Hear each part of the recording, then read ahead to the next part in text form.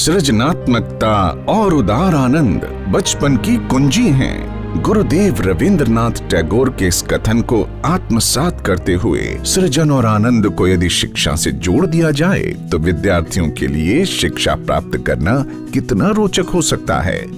मध्य प्रदेश की सतत एवं व्यापक अधिगम तथा मूल्यांकन यानी continuous and comprehensive learning and evaluation शिक्षण पद्धति शिक्षा की ऐसी ही एक परिकल्पना है जो विगत 6 वर्षों से प्रदेश के स्कूलों में सफलतापूर्वक लागू की गई है। राष्ट्रीय शिक्षा नीति 2020 के आने के बाद अब CCLA शिक्षण पद्धति को इस वर्ष से परिवर्तित स्वरूप के साथ स्कूलों में लागू किया जा रहा है। CCLA के इस नए स्वरूप में विद्यार्थियों के लिए 21st century skills and PISA जैसे अंतर्राष्ट्रीय मानकों का विशेष ध्यान रखा गया है।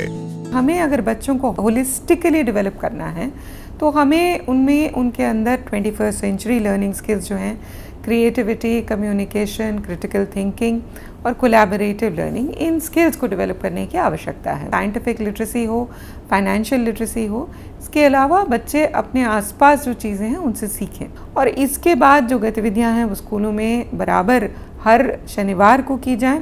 इसकी मॉनिटरिंग भी हम लोग सतत करेंगे और साल के अंत में आप पाएंगे कि उनके व्यक्तित्व में बहुत अच्छा निखार आया है और आपको खुद बहुत सेटिस्फैक्शन होगा कि आपके छात्र जो हैं वो इतना अच्छा कर पा रहे हैं। भारतीय ज्ञान पद्धति में प्राचीन काल से ही शिक्षा का मूल उद्देश्य व्यक्ति का समग्र विकास रहा है, लेकिन बीते कुछ वर्षों में शिक्षा के नाम पर विद्यार्थियों एवं उनके अभिभावकों में पनपी अंकों की अंधी प्रतिस्पर्धा में ये उद्देश्य कहीं पीछे छूटता जा रहा है। इसे एक कहानी से समझने की कोशिश करते हैं। मोहित अपने परिवार का इकलौता लड़का है जो आज एक प्रतिष्ठित कंपनी में इंटरव्यू के लिए आया है। अंकों के मामले में मोहित का एकेडमिक रिजल्ट बहुत अच्छा रहा है। एकेडमिक अंकों के इस हिसाब से देखा जाए तो आज यहां मोहित का सिलेक्शन होना लगभग तय है। लेकिन ये क्या, मोहित को तो डिस्क्वालीफाई कर दिया गया है। इतने अच्छे एकेडमिक अंकों के बाद भी इंटरव्यू के लिए आए कैंडिडेट्स की परफॉर्मेंस लिस्ट में मोहित का नाम बहुत नीचे आया है और स्कूली मार्कशीट्स में हमेशा अच्छे अंक लाने वाला मोहित आज उदास मन से खाली हाथ जा रहा है। अब सवाल यह है कि ऐसा हुआ क्यों?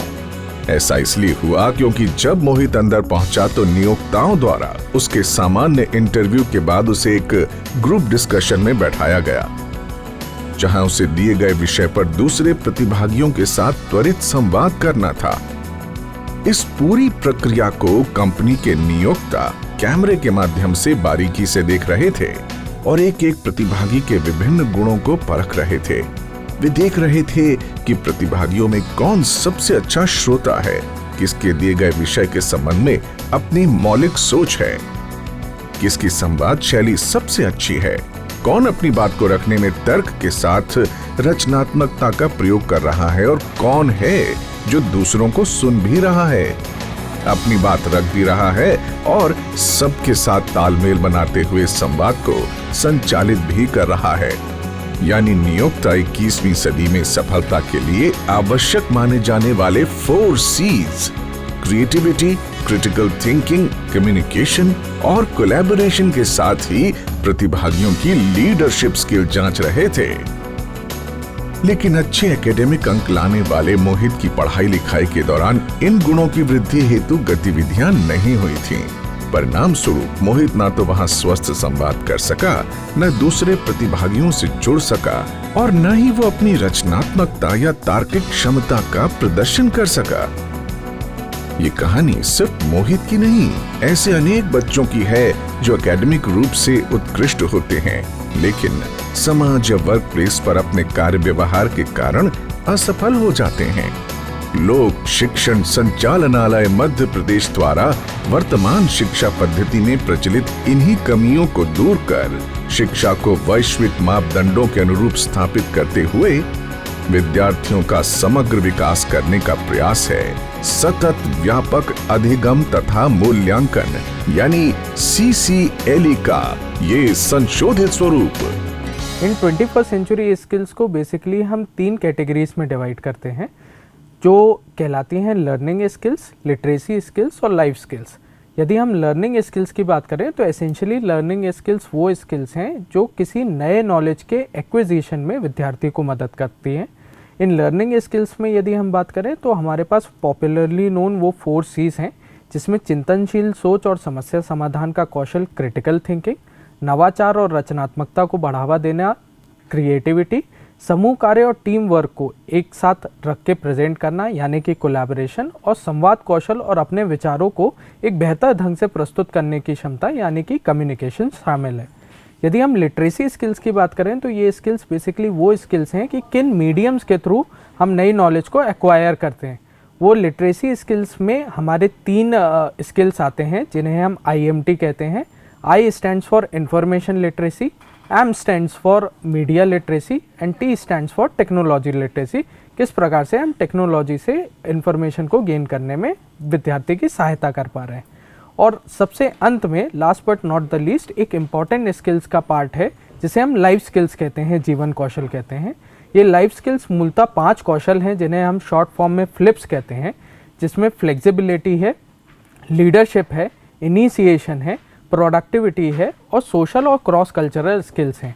ये 12 स्किल्स का जो समूह है ये विद्यार्थी को एक होलिस्टिक डेवलपमेंट में, एक सर्वांगीण विकास में बढ़ावा देने में सहायक सिद्ध होता है। और इन 12 स्किल्स के एक्विजिशन से ही हमारा विद्यार्थी फ्यूचर रेडी बनता है, आने वाले समय की चुनौतियों के लिए तैयार हो सकता है। CCLE के विगत अनुभवों और NEP की अपेक्षाओं के अनुरूप हमारे विद्यार्थी 21वीं शताब्दी के लिए आवश्यक 21st सेंचुरी स्किल्स में पारंगत हो सके, इसी बात को दृष्टिगत करते हुए पूर्व के साप्ताहिक क्रियाकलापों में अनेक नई गतिविधियों को जोड़ा गया है। CCLE के संशोधित स्वरूप के अंतर्गत बाल सभाओं में एक्टिविटी बेस्ड लर्निंग के माध्यम से विद्यार्थियों को ज्ञान एवं व्यक्तित्व विकास के विभिन्न पहलुओं से परिचित कराया जाता है। ये गतिविधियां व्यक्तिगत एवं सामूहिक दोनों रूप से संचालित की जाती हैं।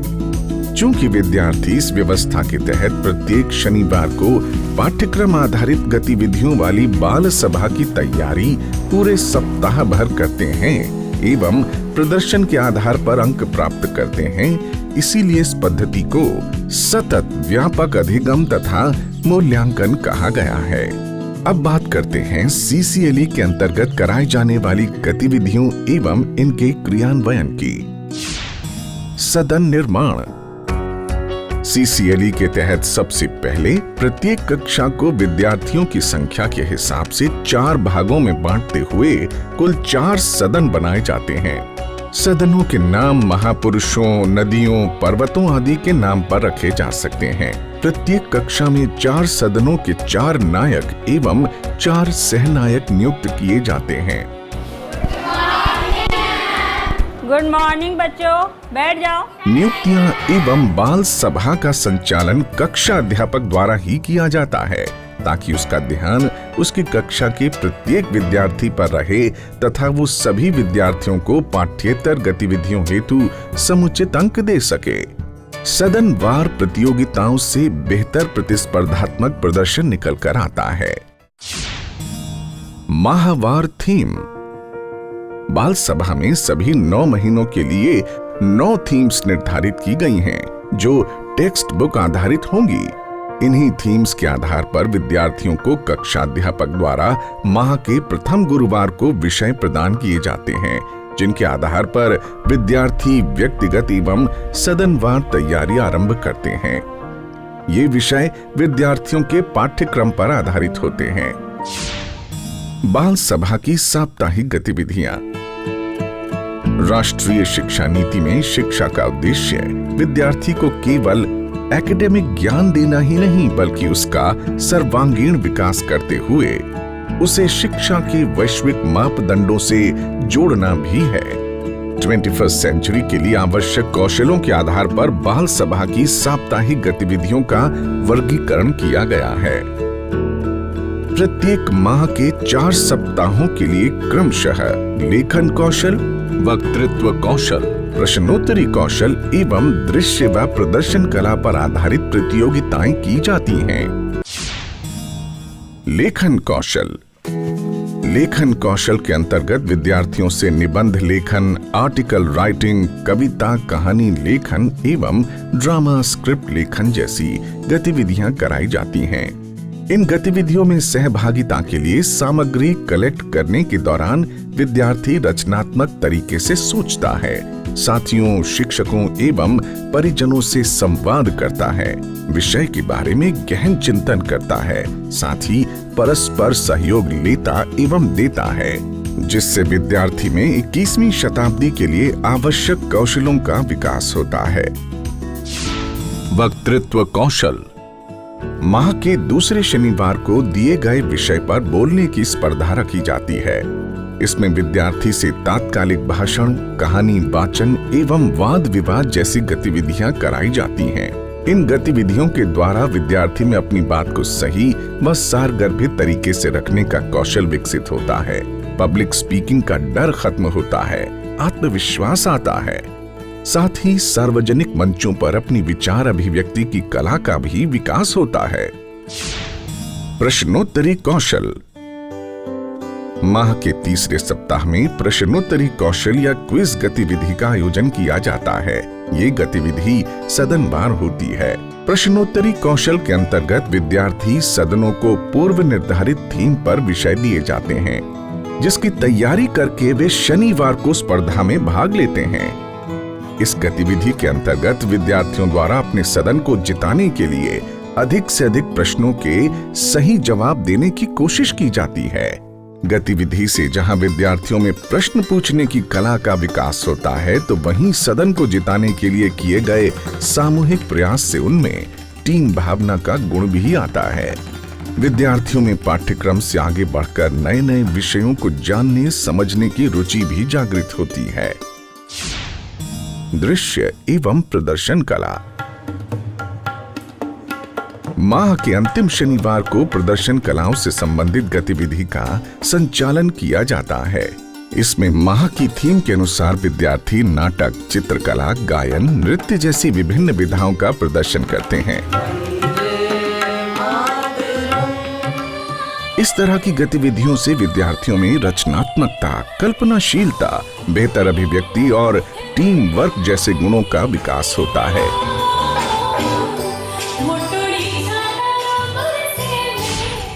मूल्यांकन। बाल सभा की गतिविधियों में भाग लेने वाले विद्यार्थियों के प्रदर्शन का मूल्यांकन प्रत्येक सप्ताह किया जाता है।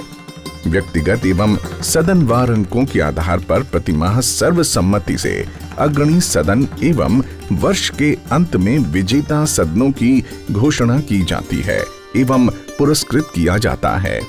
साथ ही व्यक्तिगत स्पर्धा में अधिकतम अंक प्राप्त करने वाले सभी सदनों के 10% विद्यार्थियों को भी पुरस्कृत किया जाता है। स्कूली शिक्षा सिर्फ रटंत न होकर उद्देश्यपरक बने एवं विद्यार्थी किताबी ज्ञान के साथ ही व्यावहारिक ज्ञान प्राप्त कर 21वीं शताब्दी के अनुसार आने वाले जीवन के लिए तैयार हो सकें।